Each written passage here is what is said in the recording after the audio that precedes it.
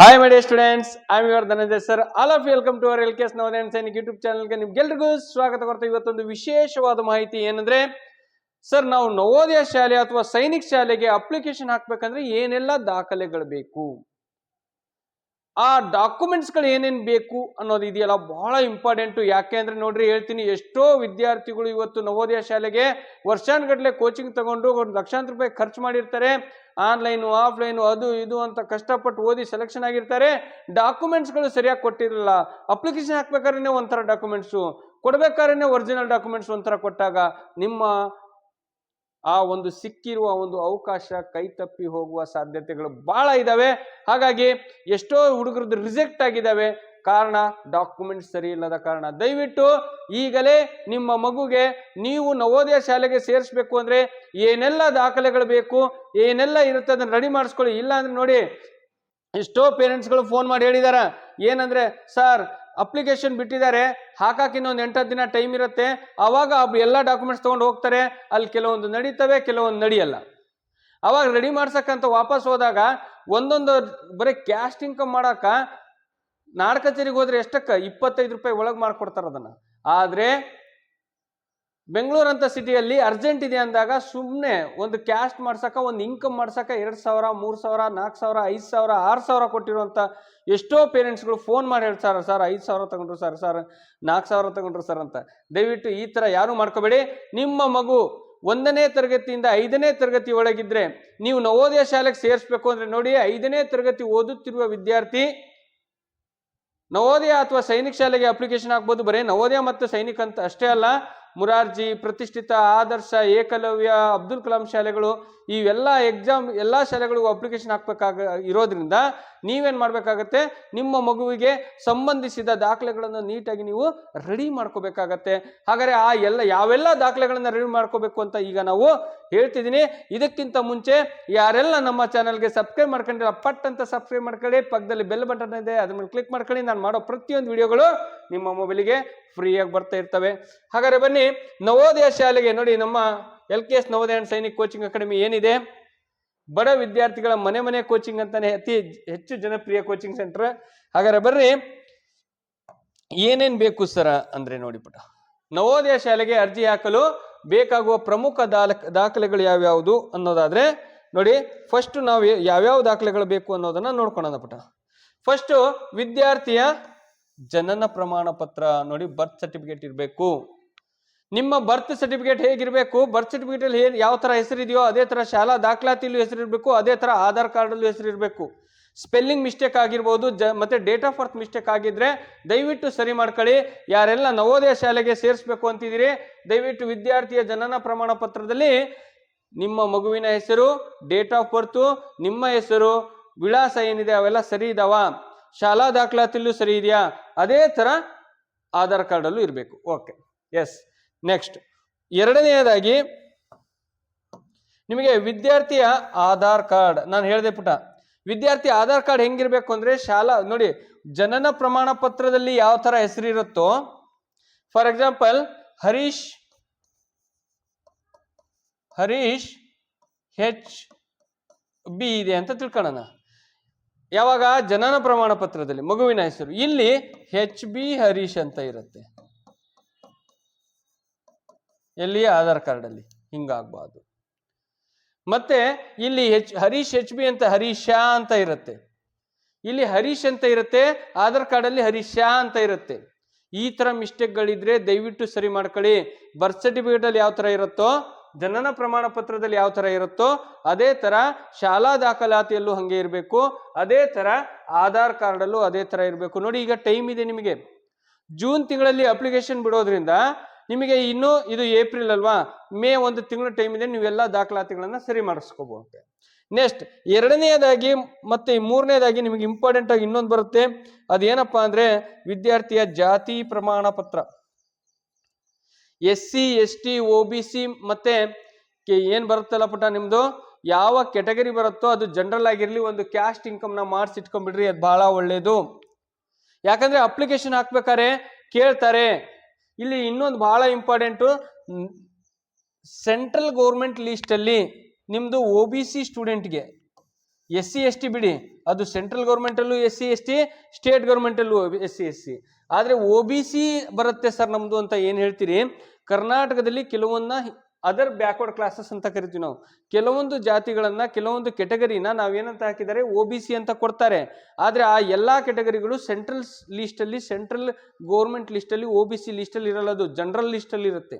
ದಯವಿಟ್ಟು ಈ OBC certificate sir, ನಮಗೆ OBC ಸರ್ಟಿಫಿಕೇಟು ಹೆಂಗೆ ನಾವು ಚೆಕ್ ಮಾಡ್ಕೋಬೇಕು ಅಂದರೆ, ನೀವು ಅಲ್ಲಿ ಕ್ಯಾಸ್ಟ್ ಇನ್ಕಮ್ ಮಾಡ್ತಾರಲ್ಲ ಪುಟ್ಟ, ನಾಡ ಕಚೇರಿನೋ ಗ್ರಾಮವನ್ನೋ ನೀವೆಲ್ಲಿ ಮಾಡಿಸ್ತಿರೋ ಅಲ್ಲಿ ಹೋಗ್ಬಿಟ್ಟು ನಮಗೆ ಸೆಂಟ್ರಲ್ ಗೌರ್ಮೆಂಟ್ ಶಾಲೆಗಳಿಗೆ ಅಡ್ಮಿಷನ್ಗೆ, ಕೇಂದ್ರ ಸರ್ಕಾರದ ಶಾಲೆಗಳಿಗೆ ಅಡ್ಮಿಷನ್ಗೆ, ನವೋದಯ ಸೈನಿಕ ಶಾಲೆಗೆ ನಮಗೆ ನಮ್ಮ ಕೆಟಗರಿಗೆ ಒಂದು OBC ಸರ್ಟಿಫಿಕೇಟ್ ಕೊಡ್ರಿ ಅಂತ ಕೇಳ್ರಿ, ಅವ್ರು ಮಾಡ್ಕೊಡ್ತಾರೆ. ಇಲ್ಲ ನಿಮ್ಮದು ಸೆಂಟ್ರಲ್ ಗೌರ್ಮೆಂಟ್ ಲಿಸ್ಟಲ್ಲಿ OBC ಬರಲ್ಲ ಅಂದರೆ, ಸೆಂಟ್ರಲ್ ಗೌರ್ಮೆಂಟ್ ಬೇಕೋದ್ಲೆ ಅಲ್ಲಿ ಕೇಂದ್ರ ನಮ್ಮ OBC ಸರ್ಟಿಫಿಕೇಟ್ ಮೇಲೆ ಕರ್ನಾಟಕ ಸರ್ಕಾರ ಅಂತ ಇರುತ್ತೆ, ಅದ್ರ ಜೊತೆಗೆ ಭಾರತ ಸರ್ಕಾರ ಅಂತ ಇದ್ರೆ ಅದು ಸೆಂಟ್ರಲ್ ಗೌರ್ಮೆಂಟ್ OBC ಸರ್ಟಿಫಿಕೇಟ್.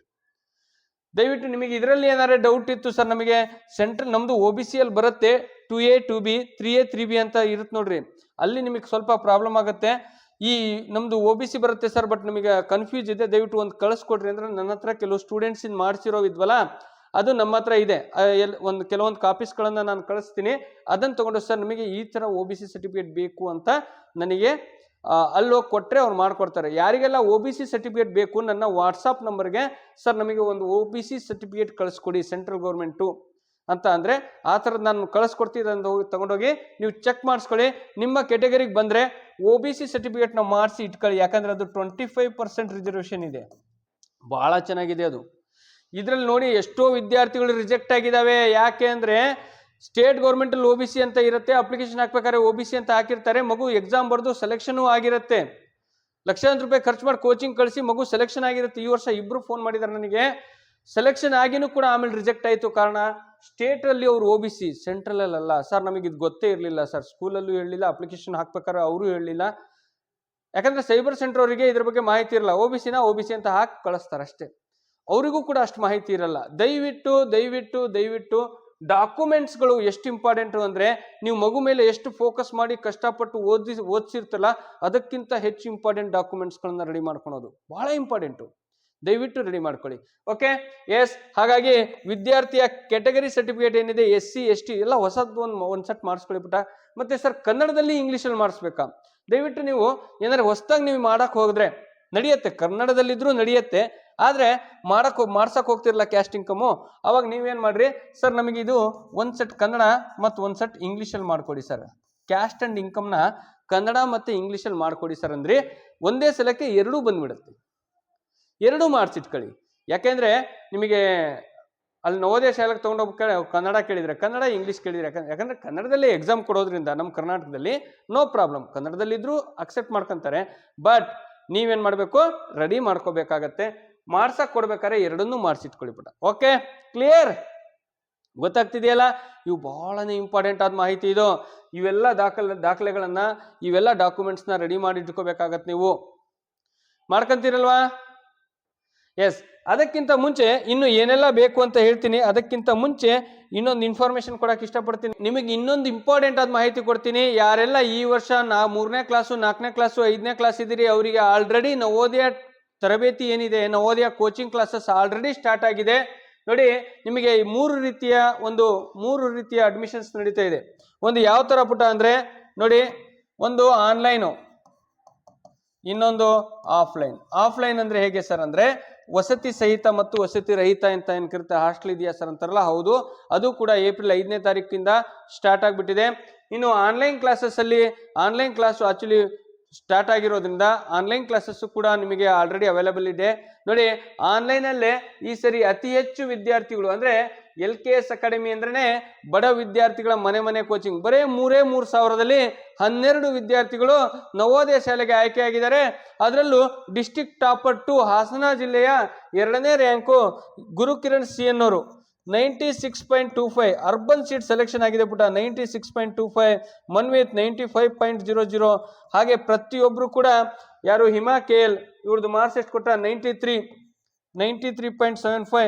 ಪ್ರತಿಯೊಬ್ಬರದು ಕೂಡ ಒಳ್ಳೆ ಪರ್ಸೆಂಟೇಜ್ ಮಾಡಿ ಇವತ್ತು ನವೋದಯ ಶಾಲೆಗೆ ಆಯ್ಕೆ. ಇವರೆಲ್ಲ ನೋಡಿಬಿಟ್ಟ ಆನ್ಲೈನಲ್ಲೇ ಓದಿ ಅಂದರೆ ಸ್ಕೂಲಿಂದ ಓದಿ ಇದನ್ನು ಓದ್ಕೊಂಡು ಡಿಸ್ಟಿಕ್ಕಿಗೆ ಟಾಪ್ ಬರ್ತಿದ್ದಾರೆ ಅಂದರೆ ನೀವು ಮನೇಲಿ ಕೂತ್ಕೊಂಡೇ ಪಾಸ್ ಮಾಡ್ಬೋದು ಅಲ್ವಾ. ಯಾರಿಗೆಲ್ಲ ಸೌಲಭ್ಯ ಇದೆ, ಯಾರಿಗೆಲ್ಲ ಒಂಚೂರು ಅವಕಾಶ ಇದೆ, ಅವರೆಲ್ಲ ರೆಸಿಡೆನ್ಷಿಯಲ್ಲು ಅಥವಾ ಕೋಚಿಂಗ್ ಕ್ಲಾಸಿಗೆ ಹೋಗಿ ಓದ್ತಾರೆ. ಯಾರಿಗೆ ಕೋಚಿಂಗ್ ಕ್ಲಾಸಿಗೆ ಬರೋಕ್ಕಾಗಲ್ಲ ಸರ್, ಮತ್ತು ಮಕ್ಕಳು ಇಂಟಲ್ಲಿದ್ದಾರೆ ಅಂತೀರಿ, ದಯವಿಟ್ಟು ನೀವು ಆನ್ಲೈನಲ್ಲಿ ಪಾಸ್ ಆಗ್ತಾರಾ ಅಂತ ಕೇಳಬಾರ್ದು. ಯಾಕಂದರೆ ಅದಕ್ಕೆ ಉದಾಹರಣೆ ಈ ವರ್ಷ 12 ವಿದ್ಯಾರ್ಥಿಗಳು ಆನ್ಲೈನಲ್ಲಿ ಸೆಲೆಕ್ಷನ್ ಆಗಿದ್ದಾರೆ. ಅದಕ್ಕೆ ನಾನು ಇದನ್ನು ನಿಮಗೆ ತೋರಿಸ್ತಾ ಇರೋದು. ನಿಮ್ಮ ಪೇರೆಂಟ್ಸ್ ಸಪೋರ್ಟ್, ಮಕ್ಕಳ ಇಂಟ್ರೆಸ್ಟ್ ಇದ್ದರೆ ನನ್ನ ಗೈಡೆನ್ಸ್ ಯಾವಾಗಲೂ ನಿಮ್ಮ ಜೊತೆ ಇದ್ದೇ ಇರುತ್ತೆ. 100% ಸೆಲೆಕ್ಷನ್ ಆಗ್ಬೋದು ಅನ್ನೋದಕ್ಕೆ ಈ ವಿದ್ಯಾರ್ಥಿಗಳೇ ಕಾರಣ. ಆಲ್ರೆಡಿ ಹಾಸ್ಟೆಲ್ಲು ಮತ್ತು ರೆಸಿಡೆನ್ಷಿಯಲ್ ಕ್ಲಾಸಸ್ಗಳು ನಡೀತಾ ಇದ್ದಾವೆ, ಜೊತೆಗೆ ಆನ್ಲೈನ್ ಕ್ಲಾಸಸ್ಸು ಕೂಡ ನಡೀತಿರೋದ್ರಿಂದ ಈಗ ಸಮ್ಮರ್ ಹಾಲಿಡೇಸಲ್ಲಿ ಟೈಮ್ ವೇಸ್ಟ್ ಮಾಡಬೇಡಿ. ಇದು ಯಾರಿಗಪ್ಪ ಅಂದರೆ ಏನು ಲೈಫಲ್ಲಿ ಏನಾದ್ರು ಒಂಚೂರು ಅಚೀವ್ಮೆಂಟ್ ಮಾಡ್ಬೇಕು, ನಾನು ಲೈಫಲ್ಲಿ ಏನಾದ್ರು ಸಾಧಿಸ್ಬೇಕು ಅಂತೀವಲ್ಲ ಅಂಥ ಹುಡುಗರು. ಇಲ್ಲ ಸರ್ ರಜಾ ಬಂದಿದೆ, ನಮ್ಮ ಮಕ್ಕಳು ವರ್ಷ ಪೂರ್ತಿ ಅಯ್ಯೋ ಬೆವರ್ಸಿರ್ಸ್ ಓದ್ಬಿಟ್ಟಿದ್ದಾರೆ, ಅವ್ರ ಕೈಲಿ ಇರೋಕ್ಕಾಗಲ್ಲ, ಅವ್ರ ಅಜ್ಜಿ ಊರೋ ಅಜ್ಜ ಊರೋ ಹಾಗೆ ಟ್ರಿಪ್ ಹೊಡಿತಿದ್ದಾರೆ ಅಂತ ಅಂದರೆ ಅಂಥ ಮಕ್ಕಳಿಗಲ್ಲ ಇದು. ಯಾಕಂದ್ರೆ ಒಂದು ಜಿಲ್ಲೆಗೆ 80 ಮಕ್ಕಳು ಆಯ್ಕೆ ಆಗ್ಬೇಕಂದ್ರೆ ಸುಮ್ಮನೆ ಆಗಲ್ಲ. ಶ್ರಮಜೀವಿಗಳು ಬೇಕು, ಎಫರ್ಟ್ ಹಾಕುವಂಥ, ಕಷ್ಟಪಟ್ಟು ಓದುವಂಥ ವಿದ್ಯಾರ್ಥಿಗಳು ಬೇಕು. ಅಂಥ ವಿದ್ಯಾರ್ಥಿಗಳಿಗೆ ನಮ್ದೊಂದು ಚೂರು ಅದೇನೋ ಅಂತಾರಲ್ಲ, ಬೆರಳು ಕೊಟ್ಟರೆ ಕೈ ನುಂಗ್ತಾರೆ, ಹಸ್ತ ನುಂಗ್ತಾರೆ ಅಂತಾರಲ್ಲ, ಅಂಥ ವಿದ್ಯಾರ್ಥಿಗಳು ಬೇಕು ನನಗೆ. ಓದ್ತೀವಿ ಸರ್ ಅನ್ನೋರಿಗೆ ಖಂಡಿತ ಗೈಡೆನ್ಸು, ನನ್ನ ಸಪೋರ್ಟು ಯಾವಾಗಲೂ ಇರುತ್ತೆ. ನೋಡಿಬಿಟ್ಟ ಆನ್ಲೈನಲ್ಲೇ ಸೆಲೆಕ್ಷನ್ ಆಗ್ಬೋದು ಅನ್ನೋದಕ್ಕೆ ಉದಾಹರಣೆ ಇವರು. ಇವ್ರಿಗಿಂತ ಅತಿ ಹೆಚ್ಚು ಅಂಕ ನಾವು ಪಡಿತೀವಿ ಸರ್. ಗುರುಕಿರಣ್ ಸಿ ಡಿಸ್ಟಿಕ್ಕಿಗೆ ಟಾಪ್ 2 ಬಂದರೆ ನೆಕ್ಸ್ಟ್ ಇಯರ್ ಸರ್ ಟಾಪ್ 1 ಅಲ್ಲಿ ನಾನು ಇರ್ತೀನಿ ಅನ್ನೋ ವಿದ್ಯಾರ್ಥಿಗಳಿಗೆ ನಮ್ಮ ಆನ್ಲೈನ್ ಕ್ಲಾಸಸ್ ಆಗಲಿ ಆಫ್ಲೈನ್ ಕ್ಲಾಸಸ್ ಆಗಲಿ ನಿಮಗೆ ಯಾವುದೇ ಮಾಹಿತಿ ಬೇಕಂದ್ರೂ ನನ್ನ ನಂಬರ್ ನಿಮಗೆ ಇದೆ 9741183187. ನನ್ನ ನಂಬರ್ಗೆ ಕರೆ ಮಾಡಿಪುಟ. ನನ್ನ ನಂಬರ್ಗೆ ನಾನು ರಿಸೀವ್ ಮಾಡಲಿಲ್ಲ ಅಂದರೆ ಆದಷ್ಟು ನೀವು ವಾಟ್ಸಪ್ಪಲ್ಲಿ ಒಂದು ಮೆಸೇಜ್ ಹಾಕಿ ನಿಮಗೆ ಯಾವುದ್ರ ಬಗ್ಗೆ ಮಾಹಿತಿ ಬೇಕಿತ್ತು ಅಂತ. ಯಾಕಂದರೆ ನಾನು ಕೆಲವೊಂದ್ಸಲ ಕ್ಲಾಸಲ್ಲಿ ಇರ್ತೀನಿ, ಇಲ್ಲ ಅಡ್ಮಿಷನ್ಸಲ್ಲಿ ಇರ್ತೀನಿ, ಎಲ್ಲ ಆನ್ಲೈನ್ ಕ್ಲಾಸಸ್ಸಲ್ಲಿ ಇರೋದ್ರಿಂದ ರಿಸೀವ್ ಮಾಡೋದು ಸ್ವಲ್ಪ ಪ್ರಾಬ್ಲಮ್ಸ್ ಆದರೂ ಪರವಾಗಿಲ್ಲ. ವಾಟ್ಸಪ್ಪಲ್ಲಿ ಒಂದು ಮೆಸೇಜ್ ಹಾಕಿದ್ರೆ ನಾನು ಮತ್ತೆ ನಿಮಗೆ ರೆಸ್ಪಾನ್ಸ್ ಮಾಡ್ತೀನಿ, ಓಕೆನಾ. ಹಾಗಾದರೆ ಬರ್ರಿ, ಇಲ್ಲಿ ನಿಮಗೆ ಜಾತಿ ಪ್ರಮಾಣ ಪತ್ರ, ಆಧಾರ್ ಕಾರ್ಡ್ ಮತ್ತು ಜನನ ಪ್ರಮಾಣ ಪತ್ರ ಆಯಿತು. ಇನ್ನೇನು ಬೇಕಾಗತ್ತೆ ಸರ್? ಇನ್ಕಮ್ ಸರ್ಟಿಫಿಕೇಟ್, ಆದಾಯ ಪ್ರಮಾಣ ಪತ್ರ. ನೋಡಿ, ಇನ್ನು ಕೆಲವು ಪೇರೆಂಟ್ಸ್ಗಳು ಹೇಳ್ತಾರೆ ಸರ್ ನಮ್ಮದು ಇನ್ಕಮ್ ಸ್ವಲ್ಪ ಜಾಸ್ತಿ ಇದೆ, ಗಂಡ ಹೆಂಡತಿ ಇಬ್ಬರು ಕೂಡ ಅಪಾಯಿಂಟ್ಸ್ ನಾವು ಅಂದರೆ ಅವರು ಅಪ್ಲಿಕೇಶನ್ ಹಾಕ್ಬೋದಾ ಅಂದರೆ ಖಂಡಿತ ಹಾಕ್ಬೋದು. ನಿಮಗೆ ಏನಾಗುತ್ತೆ ಅಂದರೆ ನೋಡಿಪುಟ 8,08,5 ಲಕ್ಷಕ್ಕಿಂತ ಜಾಸ್ತಿ ಇದೆ, 8.5 ಲ್ಯಾಕ್ಕಿಂತ ಜಾಸ್ತಿ ಇದ್ದರೆ, ಈಗ ಫಾರ್ ಎಕ್ಸಾಂಪಲ್ ನೀವು SC/ST ಇದ್ದೀರಾ ಅಂತ ತಿಳ್ಕೊಳ್ರಿ. SC/ST ವಿದ್ಯಾರ್ಥಿ ಇದ್ದು ಪೇರೆಂಟ್ಸ್ಗಳು ಅಥವಾ ವಿದ್ಯಾರ್ಥಿ 8 ಲಕ್ಷದ ಮೇಲೆ ನಿಮ್ಮದು ಇನ್ಕಮ್ ಇದ್ದಾಗ, ಅದು ಗೌರ್ಮೆಂಟ್ ಎಂಪ್ಲಾಯೀಸ್ದು ಸ್ಯಾಲ್ರಿ ಲಿಸ್ಟ್ ಬರುತ್ತಲ್ಲ ಅಂಥವ್ರದ್ದು. ಈ ರೈತರದು ಇವ್ರದ್ದು ಗೊತ್ತಾಗಲ್ಲ, ಅವ್ರದ್ದು ಇನ್ಕಮ್ ಎಷ್ಟೇ ಇದ್ರು ಅದ್ರಲ್ಲಿ ಗೊತ್ತಾಗಲ್ಲ, ಯಾಕಂದರೆ ಇನ್ಕಮ್ ಸರ್ಟಿಫಿಕೇಟಲ್ಲಿ ಅದು ಮೆನ್ಷನ್ ಆಗಿರಲ್ಲ. ಹಾಗಾಗಿ ನೀವು ಗೌರ್ಮೆಂಟ್ ಎಂಪ್ಲಾಯೀಸ್ಗಳಿಗೆ ಇದೊಂದು ಸಮಸ್ಯೆ ಆಗುತ್ತೆ. 8,00,000 8.5 ಲಕ್ಷದ ಮೇಲಿದ್ದಾಗ ನಾವೇನು ಮಾಡಬೇಕಾಗತ್ತೆ, ಆ ಮಗುಗೆ SC ಕ್ಯಾಟಗರಿಯಲ್ಲಿ ಸೀಟ್ ಸಿಗಲ್ಲ, ಜನರಲಲ್ಲಿ ಫೈಟ್ ಮಾಡಿ ಆ ಮಗು ಸೆಲೆಕ್ಷನ್ ಆಗ್ಬೋದು. ಆ ಮಗುಗೂ ಅವಕಾಶ ಇದೆ, ಇಲ್ಲ ಅಂತಲ್ಲ, ಇದೆ.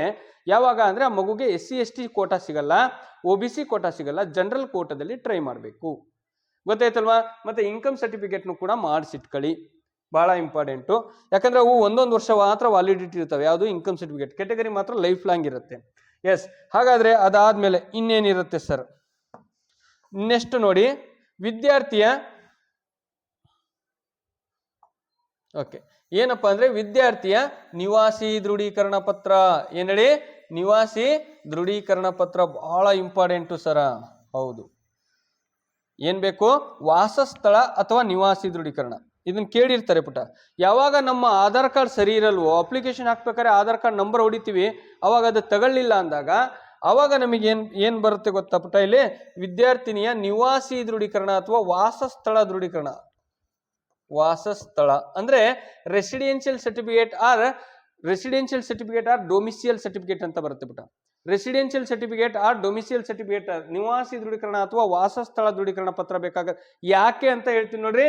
ಒಂದು ಮಗು ನವೋದಯ ಶಾಲೆ ಎಕ್ಸಾಮ್ ಬರೀಬೇಕಂದ್ರೆ ಯಾವ ಜಿಲ್ಲೆಯಲ್ಲಿ 5ನೇ ತರಗತಿ ಓದ್ತಿದೆ, ಯಾವ ಜಿಲ್ಲೆಯಲ್ಲಿ 1, 2, 3, 4 ನೀವು ಎಲ್ಲರೂ ಓದ್ ಬರ್ರಿ. 5ನೇ ತರಗತಿ ಓದುವ ವಿದ್ಯಾರ್ಥಿ ಯಾವ ಜಿಲ್ಲೆಯಲ್ಲಿ 5ನೇ ತರಗತಿ ಓದ್ತಾ ಇದೆಯೋ ಅದೇ ಜಿಲ್ಲೆಯ ನವೋದಯ ಶಾಲೆಗೆ ಅಪ್ಲಿಕೇಶನ್ ಹಾಕತ್ತೆ, ಬೇರೆ ಜಿಲ್ಲೆಗೆ ಹಾಕಕ್ ಬರಲ್ಲ. ಸರ್ ನಮ್ಮ ಆಧಾರ್ ಕಾರ್ಡು ಹಾಸನ ಡಿಸ್ಟಿಕ್ಕಿಗಿದೆ, ಹಾಸನ ಡಿಸ್ಟಿಕ್ಕಿನವ್ರು ಸರ್ ನಾವು, ಆದರೆ ಮಗು ಬೆಂಗಳೂರಲ್ಲಿ ಓದ್ತಾ ಇದೆ ಸರ, 1ನೇ ಕ್ಲಾಸ್ 2ನೇ ಕ್ಲಾಸ್ 3ನೇ ಕ್ಲಾಸ್ ಎಲ್ಲ ಇಲ್ಲಿ ಓದ್ತಾ ಇದೆ, ಹಾಸನ ಡಿಸ್ಟಿಕ್ಕಿಂದ ಆಧಾರ್ ಕಾರ್ಡ್ ಇದೆ ಅಂದರೆ ದಯವಿಟ್ಟು ಅಪ್ಲಿಕೇಶನ್ ಹಾಕಕ್ ಬರಲ್ಲ. ನೀವು ಎಲ್ಲಿ ಯಾವ ಮಗು 5ನೇ ತರಗತಿಯಲ್ಲಿ ಓದ್ತಿದೆಯೋ ಆ ಮಗು ಓದುತ್ತಿರುವ ಜಿಲ್ಲೆಗೆ ನೀವು ಅಪ್ಲಿಕೇಶನ್ ಹಾಕೋದು ನವೋದಯ ಅಪ್ಲಿಕೇಶನ್. ಹಾಗಾದ್ರೆ ನೀವು ಅಲ್ಲಿ ಅಪ್ಲಿಕೇಶನ್ ಹಾಕಿದಾಗ ಮಗು ಸೆಲೆಕ್ಷನ್ ಆದಾಗ ನೀವೇನ್ ಕೇಳ್ಬೇಕಾಗತ್ತೆ, ಮಗು ಓದ್ತಿರೋ ಜಿಲ್ಲೆ ಮತ್ತೆ ವಾಸವಾಗಿ ಇರೋ ಜಿಲ್ಲೆ ಒಂದೇನಾ? ಹೌದು, ಎರಡೂ ಒಂದೇ ಅಂದಾಗ ಅಲ್ಲಿನ ಡಾಕ್ಯುಮೆಂಟ್ಸ್ ಕೊಡ್ಬೇಕಾಗತ್ತೆ. ತಂದೆ ಅಥವಾ ತಾಯಿದು ಆಧಾರ್ ಕಾರ್ಡ್ ಕೊಡಬೇಕು, ಮಗುದು ವಾಸಸ್ಥಳ ದೃಢೀಕರಣ ಪತ್ರ ಕೊಡಬೇಕಾಗತ್ತೆ. ದಯವಿಟ್ಟು ಡಾಕ್ಯುಮೆಂಟ್ಸ್ನ ನೀಟಾಗಿ ರೆಡಿ ಮಾಡ್ಕೊಳ್ಳಿ. ಇಲ್ಲ ಅಂದ್ರೆ ಅಪ್ಲಿಕೇಶನ್ ಹಾಕ್ಬೇಕಾರೇ ಕೇಳುತ್ತೆ, ಇಲ್ಲ ಮಗು ವಾಸವಾಗಿರೋದು ಅಲ್ಲಿ ಅಂದ್ರೆ ಎಲ್ಲಿ ಹಾಸನದಲ್ಲಿ ಬೆಂಗಳೂರಲ್ಲಿ ಓದ್ತಿದೆ ಅಂದ್ರೆ you are not qualified for this application ಅಂತ ತೋರಿಸ್ಬಿಡುತ್ತೆ. ದಯವಿಟ್ಟು ಅದನ್ನೊಂಚೂರು ರೆಡಿ ಮಾಡ್ಕೊಳ್ಳಿ.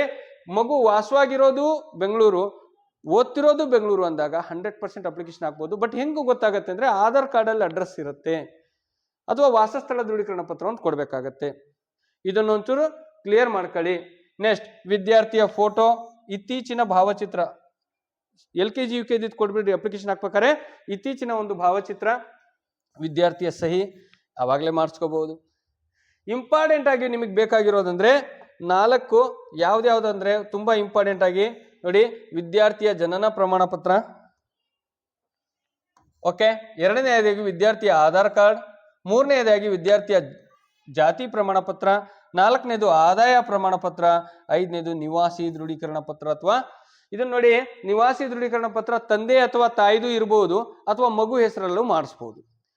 ಸರ್ ಮಗುದೇ ಇರ್ಬೇಕಾ ಅಥವಾ ನಮ್ದು ಮಾಡಿಸ್ಬೇಕು ಅಂತ ತುಂಬಾ ಜನ ಕೇಳ್ತಾರೆ. ಪೇರೆಂಟ್ಸ್ ಹೆಸರಲ್ಲೂ ಮಾಡಿಸ್ಬೋದು ಅಥವಾ ಮಗುವಿನ ಹೆಸರಲ್ಲಿದ್ರೂ ನಡೆಯುತ್ತೆ. ಯಾಕಂದ್ರೆ ನಾವು ಆಧಾರ್ ಕಾರ್ಡ್ ಅಲ್ಲಿ ಅಪ್ಲಿಕೇಶನ್ ಹಾಕ್ಬೇಕಾದ್ರೆ ತಗೊಳ್ಳಿಲ್ಲ ಅಂದ್ರೆ ನಾವು ನಿವಾಸಿ ದೃಢೀಕರಣ ಪತ್ರನ ಸ್ಕ್ಯಾನ್ ಮಾಡಿ ಅಪ್ಲೋಡ್ ಮಾಡಿ ಅಪ್ಲಿಕೇಶನ್ ಹಾಕ್ಬಹುದು. ಇದಿಷ್ಟು ಕೂಡ ನಿಮ್ಮ ಮಕ್ಕಳು ನವೋದಯ ಶಾಲೆಗೆ ಅಪ್ಲಿಕೇಶನ್ ಹಾಕ್ಬೇಕಾದ್ರೆ ಬೇಕಾಗತ್ತೆ. ಅಪ್ಲಿಕೇಶನ್ ಹಾಕಿ ಎಕ್ಸಾಮ್ ಬರೆದು ಎಕ್ಸಾಮ್ ಸೆಲೆಕ್ಷನ್ ಆದ್ಮೇಲೆ ಒರಿಜಿನಲ್ ಡಾಕ್ಯುಮೆಂಟ್ಸ್ ಗಳನ್ನ ಕೇಳ್ತಾರೆ. ಅವಾಗ ತಗೊಂಡೋಗಿ ಕೊಟ್ರೆ ನಿಮ್ಮ ದಾಖಲೆಗಳು ಸರಿಯಾಗಿದ್ದರೆ ನಿಮ್ಮನ್ನ ಯಾರೂ ಕೂಡ ರಿಜೆಕ್ಟ್ ಮಾಡಕ್ ಸಾಧ್ಯ ಇಲ್ಲ. ಅದಕ್ಕೆ ಈಗ ಟೈಮ್ ಇರುವಾಗಲೇ ನೀವೇನ್ ಮಾಡ್ಕೋಬೇಕು, ರೆಡಿ ಮಾಡ್ಕೊಳ್ಳಿ ಪುಟ. ಈಗ ಆಲ್ರೆಡಿ ತರಗತಿಗಳು ಪ್ರಾರಂಭ ಆಗಿದ್ದಾವೆ. ನಮ್ಮ ಮಕ್ಕಳು ರಜಾ ಈಗ ಏನಪ್ಪಾ ಅಂದ್ರೆ ಸರ್ ಸಮ್ಮರ್ ಹಾಲಿಡೇಸು ಎಂಜಾಯ್ ಮಾಡಲಿ ಅಂತ ದಯವಿಟ್ಟು ಅನ್ಕೋಬೇಡಿ.